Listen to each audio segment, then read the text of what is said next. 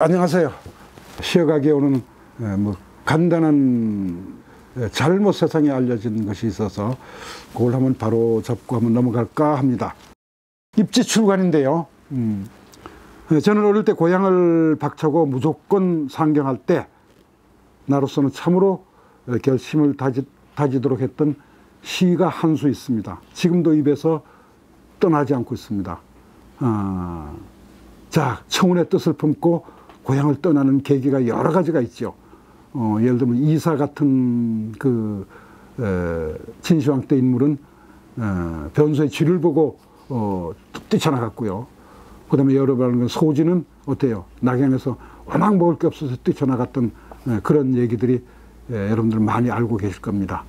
저도 어릴 때 좀 고향을 좀 심하게 먹을 것이 없어서 에이 서울로 가자.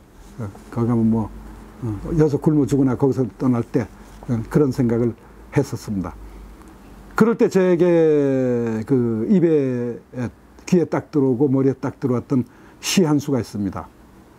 남아 입지 출향관 학약 불성 사불환 기기매골 선영치길이여 인간도처 유청산인데, 인간도처 유청산이라는 말은 많이 들어보셨죠. 뜻을 품고 고향문을 나서면서 만약 학문을 이루지 못하면 죽어도 돌아오지 않겠다. 어찌 선영의 선산에 내 뼈가 묻히기를 바라리요. 사람 사는 곳 가는 곳마다 청산이 있는데 그 청산에 묻혀서 거기가 내 후손들의 선영이 되면 되는데, 이런 얘기예요. 그러니까 꼭 고향에 와서 묻히겠다는 그런 소원 안 가져도 된다. 성공만 하면 된다. 이런 뜻의 이제 시였는데, 근데 이게 누구의 시인지도 또 어떤 경우에 지은 것인지도 몰랐죠. 얼핏 듣기로는 일본 스님의 시라고 제가 들어왔습니다. 그래서 호기심이 들어서 찾아보았더니 일부 검색 사이트에 이를 소동파의 시 구절에서 나왔다고 했는데 절대 아닙니다. 여러분, 이처럼 검색 사이트 제대로 꼭 믿을 것이 아닙니다. 어떤 것은 전혀 잘못된 것이 있습니다. 이게 만약 소동파의 시라면 일찍이 중국에 널리 애송되었을 것이며 뒷사람이 수없이 인용하거나 평가하면서 널리 알려졌을 텐데 전혀 그런 사실이 없습니다. 이는 일본 승려 개시쇼, 한자는 월성이라고 씁니다. 월성.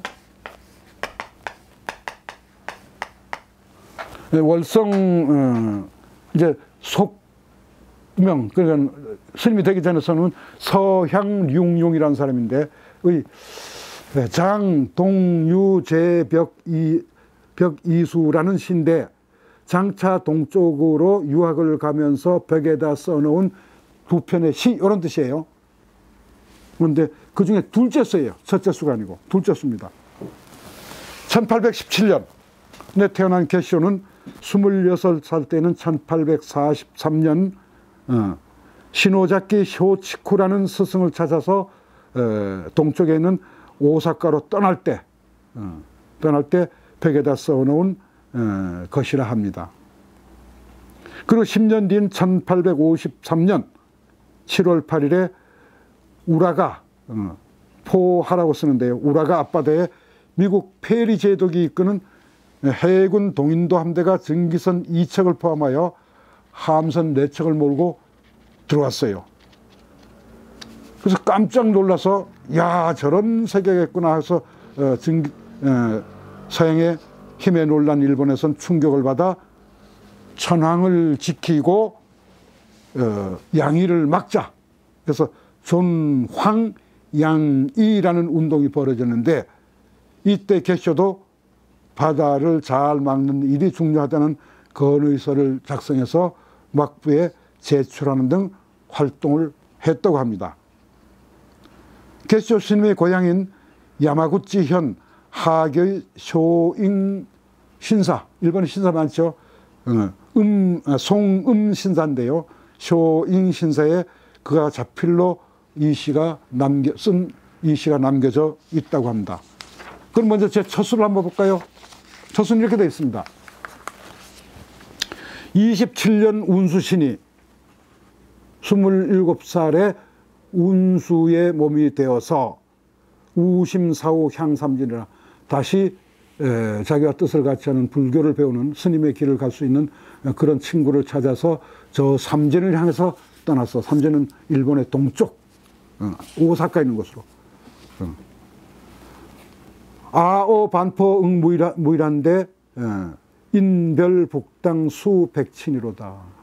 자기 떠남을 안타깝게 합니다. 27살의 승려의 몸이 돼서 다시금 동쪽 그 삼진으로 불교 공부를 떠났네. 어린 까마귀가 그 어미를 위해서 반포지요. 먹이를 멀어주는 일에 내가 한가할 겨를이 없는데도, 다시 말해서 어머니가 살아 계셨거든요. 했는데 차마 북당은 어머니입니다. 어머니가 하얀 머리가 떨어져서 여기까지 줄줄 떨어진 것을 끊고 세속과 인연을 끊고 이별해서 떠났다네 하고 자기가 이제 스님이 돼서 공부하러 가는 길을 얘기한 겁니다. 여기에 이제 운수는 행운 운수라고 그래서 스님이 되는 것을 이제 말하는 것이고요. 반표는 여러분들 다 알다시피 반포지효, 이거 뭐 여러 곳에 많이 나옵니다. 특히 본초나 금경, 설부 뭐 안 나오는 데가 없습니다. 그래서 까마귀는 어릴 때 어머니에게 어미새에게 먹이를 받아 먹고 나중에 어미새가 늙으면 자기가 어미새에게 먹이를 준다 하는 그런 전설이 있습니다. 그걸 반포지효 많이 들어봤죠. 그걸 반표할 날에 반표하기에도 올 때 날짜가 모자랄 텐데 그 어머니를 무리쳐 간. 그다음에 북당, 인별북당 그랬습니다. 북당, 어머니가 계신 곳을 북당이라고 합니다. 되게 큰 집이 있으면 제일 북쪽에 해당하는 곳에 그 어머니가 계시는 방을 만들었어요. 그 방 뒤에, 그럼 북쪽에 창문을 열면 북쪽 저거겠죠. 뒷곁이죠. 그죠? 그 뒷곁이 뭘 심었습니까? 원출이라는 꽃을. 원출이 여러분들 아세요? 원출이 우리나라 뭐 산에 얼마든지 있습니다. 노란 꽃이 피고 봄에는 그 새싹을 잘라서 나물로 해먹고 죽도 끓여먹는데 아주 미끌미끌하고 그렇습니다. 구황식품입니다.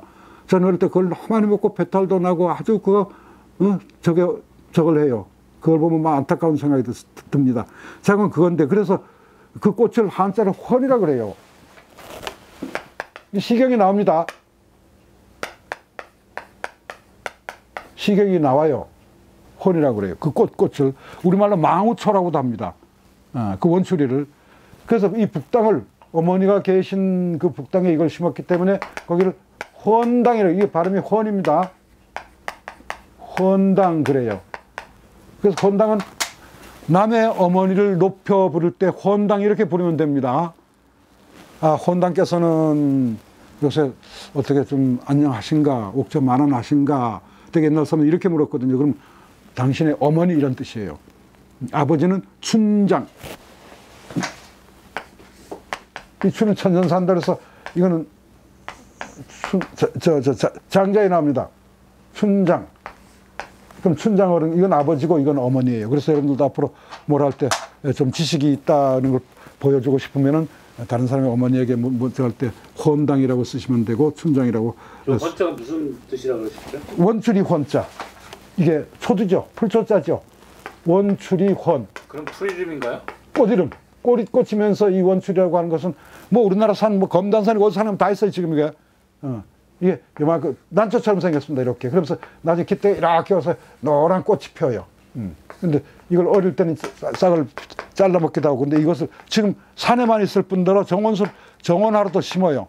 그래서 어머니가 집이 있으면 여기가 북이면 여기 사랑채, 여기 본채, 여기 뒤에 있으면 여기 어머니가 연세 드시면 어머니 뒤에가 계시거든요. 그러면 어머니가 뒷곁을 넣으면 여기 뒷곁이에요, 뒷곁.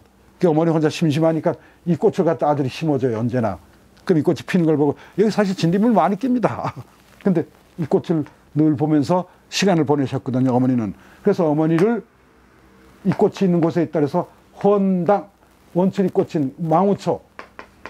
이 뿌리를 뭐 해 먹으면 근심을 잊는데, 그 망우초. 이건 시경에 위풍 백회에 나옵니다. 언득 헌초하야 언수지 배리요. 어떻게 그 원추리를 어서 구해다가 우리 어머니 계신 북땅에다가 심어드릴 꼬라는 시경의 구절이 있어요. 거기서 나와서 이제 이게 헌초라고 합니다. 약초로도 쓰고 이렇습니다. 작은 좋습니다. 인별 북땅 수백친, 수백 하얀 것을 늘어뜨린, 하얀 것이 뭐예요? 흰머리죠. 흰머리를 내려뜨린 모친 이 말이죠. 어찌 북땅에서 흰머리를 늘어뜨리는 모친을 참아 이별하였네 하고 자기 집단하는 안타까움을 통해 제1수고 제2수 보세요.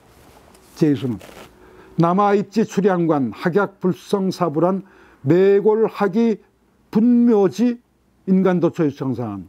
셋째 구절이 좀 다르죠. 우리가 알고 있는 거로. 앞엔 다 똑같고요. 남자가 뜻을 세워서 고향문을 나서면 학문을 이루지 못하면 죽어도 돌아오지 않으리. 뼈를 묻되 어찌 분묘의 땅에 묻기를 기대하겠는가.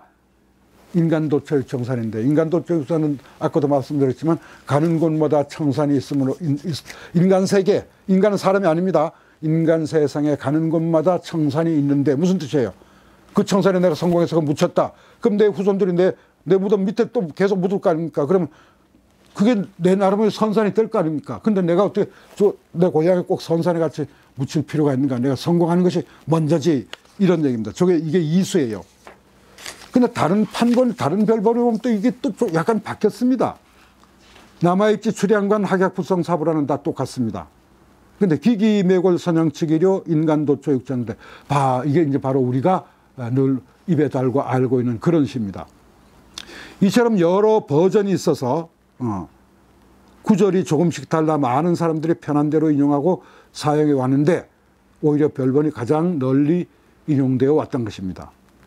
그런데 일본 명치 시대 월성 스님이 읊은 이 시는 너무 쉽고 내용이 뜻이 아주 쉬워요. 그죠? 그 다음 비장하고 교훈적이어서 중국인도 널리 인용할 정도였다고 합니다. 한편 모택동이 이 시를 좋아해서 신해혁명 1년 전, 1909년입니다. 민중의 고통을 보고 나서 혁명을 해야 되겠다. 이거 안 되겠다. 그렇게 해서 서향룡성시 증부친이라는 시를 씁니다. 고친다 이 말이야. 서향룡성, 아까 얘기 나오는 이 속성의 아버지입니다. 근데 아버지라고 왜 아버지를 썼는지 모르겠어요. 이걸 시를 직접 쓴 스님이 아니고 서향룡성. 모택동이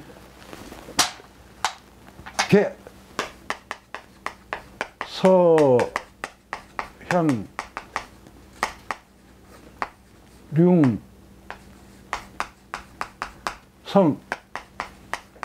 이게 작자의 아버지 이름을 썼네. 그래, 아버지 이름을 썼어요. 잘못 알았지 않았어요? 잘못 알았을 가능성이 있어요. 있죠, 그죠? 그린다 이게 누구에게? 부친. 제목이 이겁니다. 모택동입니다. 모택동이 서향룡성, 그러니까 그 이 시에 월성 스님의 아버지 때문에 썼는지 몰라요.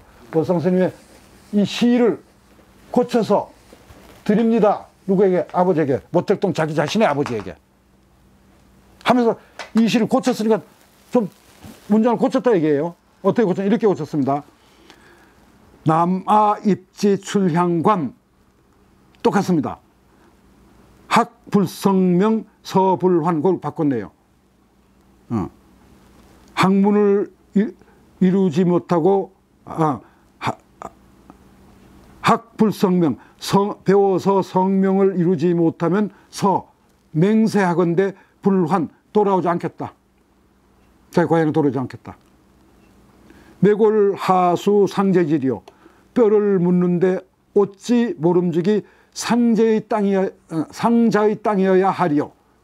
상자는 먼저 말씀드린 고향이에요. 고향 땅에 묻히기를 바라겠느냐. 인간 묻혀 불청산인데 이것도 바꿨습니다. 사람 사는 이 세상에 청산 아닌 곳이 없는데 어디나 청산에 묻히면 되는데, 그래서 몇 구절과 글자를 바꿨죠. 그게 개죠, 뭐 개. 바꿔서 자기 혁명의 뜻을, 혁명의 뜻을 이렇게 밝혔다고 합니다. 여기서 나오는 상자는 상뽕나무, 자 가래나무. 이게 나무일 때는 가래나무 제가 맞습니다. 그 다음에 상은 뽕나무가요? 상은 뽕나무, 이건 가래나무. 가래나무는 나무일 때는 제로 읽고 목수로 할 때는 자로 읽습니다. 자인전, 유정원의 자인전, 아주 유명한 글입니다. 자인전 한번 나중에 한번 읽어보세요. 고문진보에 있습니다. 자, 이럴 땐 자입니다. 그러니까 이건 제로 읽어야 되겠죠. 상제로 읽어야 맞을 겁니다. 왜? 이게 나무니까. 집 근처에 옛날 사람들은 전부 뽕나무와 가래나무를 심었습니다. 왜? 뽕나무는 누에를 얻어서 고치를 해서 옷감을 마련하기 위한 것이고, 이 제나무는 여기서 제목을 얻어서 가구도 만들고 뭐 기타 등등 목재로 쓰기 위해서 이걸 반드시 심었다 그래요. 집둘레에. 그래서 이건 대신 고향을 뜻하는 말로 나중에 이제 바뀌었습니다. 중국 시에 많은 시에 보면 상제 나오는데 그건 고향 이런 얘기로 알고 계시면 되겠습니다. 그러면 보세요. 매골하수 상제지요. 내가 죽어서 뼈를 묻는데 어떻게 하필 고향 땅에 묻혀야만 되겠는가? 수는 필수. 수는 필자와 똑같습니다. 반드시 묻혀야 됩니다. 왜? 인간 묻혀, 사람 사는 곳에 아닌 곳이 없다. 뭐 불청산, 청산을 이루지 않은 것, 푸른 산을 이루지 않은 것이 없다. 그래서 모택동자 이 시를 고쳤었다 그럽니다. 여기 청산이라는 말이 계속 나오는데요. 청산은 언제 나오죠? 특별히 청산이 가진 의미가 있을까요? 청산은 사람 사는 청산이 있다고 산이 있다. 거기 가서 묻혀도 된다. 무덤으로 쓸만하다. 청산에 묻힌다. 그러잖아요. 그래서 쉽게 하면 뭐예요? 자식이 죽으면 가슴에 묻고 부모가 죽으면 청산에 묻는다 해서 청산은 되게 묘지라는 개념, 묘지를 쓸 수 있는 산이라는 개념으로 쓴 거죠. 그래서 자기 혁명을 하고야 말겠다는 서약을 밝힌 시가 유명한 이 일본 스님의 시를 고쳐 쓴 모택동의 시입니다. 아울러 청나라 땐 공자질이라는 유명한 학자가 있는데요. 그 사람이 기해잡시라는 시도 역시 이 시를 조금 고쳐 썼어요. 청산처처 매충골 하수 마혁 과시환 낙콩 불시 무정물 화작 춘리 경호화. 그래서 근데 이거는 내용이 여기하고는 많이 고쳐 쓰는데 주제는 전혀 다릅니다. 한번 해석을 해드리면 보세요. 청산 곳곳 충신의 뼈를 묻을 곳. 청산 어디나 다 충신 죽어서 충신을 죽었다면 그 사람들 청산에 묻어둘 수 있어요. 근데 어찌 모름적이 마혁 과시하여 돌아와야만 하겠는가? 무슨 뜻이에요? 반드시 전쟁터에 나가서 전쟁터에서 적군과 싸우다 죽은 다음에 시신으로 돌아와야만 하겠는가? 전쟁터에 안 나가도 된다는 얘기 쉽게 하면 안 나가도 나라를 위해 충성을 다 바칠 수 있다 이런 얘기입니다. 왜? 뒷기절을 보면 그래요. 붉게 떨어지는 꽃잎 무정물이 아니니.